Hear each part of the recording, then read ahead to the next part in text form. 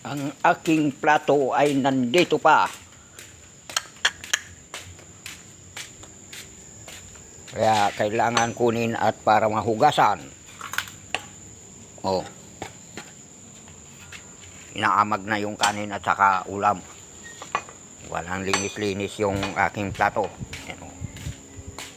Pambirang buhay to. Aray ko. Buisit na lamok to ah.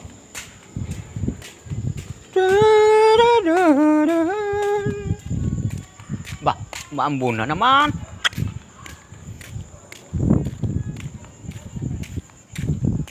Wala pa yung basura eh. Basura.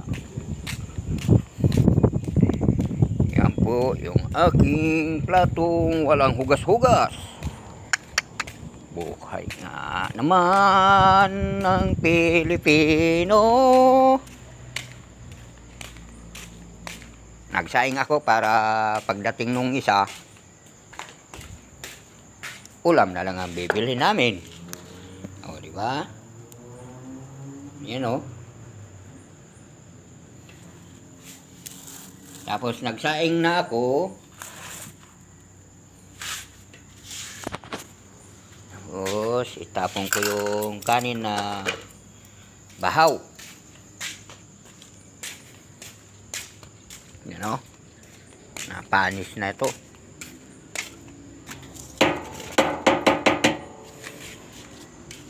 Kailangan yung mga plato, kailangan malinis. Dahil kapag hindi malinis ang plato,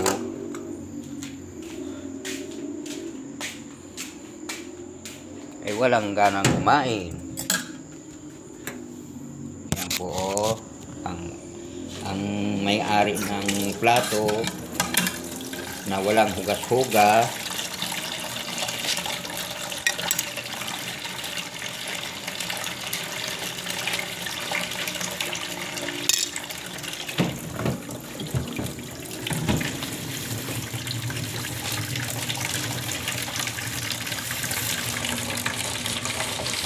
Shout out, shout out. Ito yung plato na walang kahugas-hugas oh. Grabe naman eh.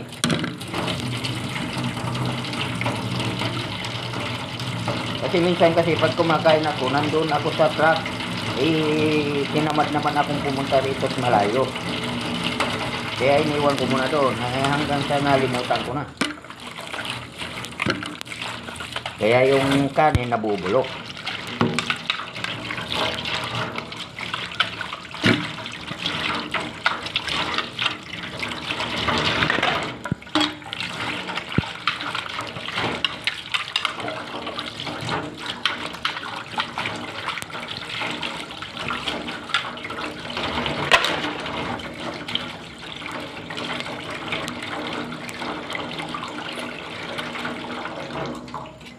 Ba, barado na naman.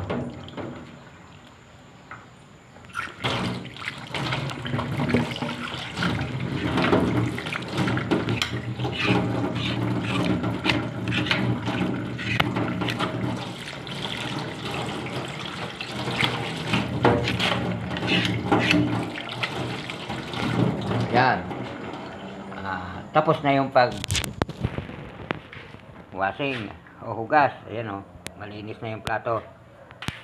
Mamaya, pagkatapos kumain, ay mag-relax muna.